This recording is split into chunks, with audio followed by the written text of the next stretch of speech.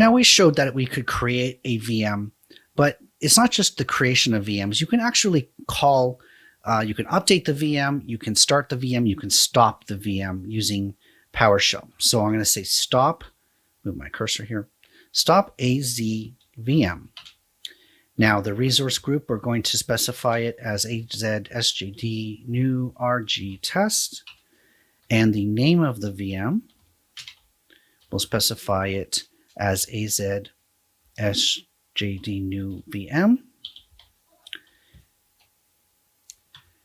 And when I hit enter, it's going to ask me to confirm that I do want to stop the VM, and then it's going to go off and stop the VM just as if I was doing it myself in the portal.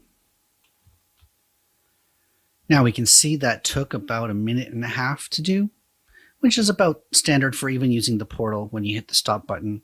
Starting the VM, as you would expect, it's just the start-azvm command.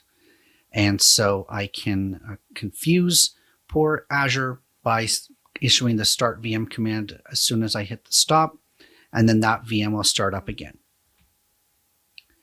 Now that only took about 20 seconds, which is pretty good.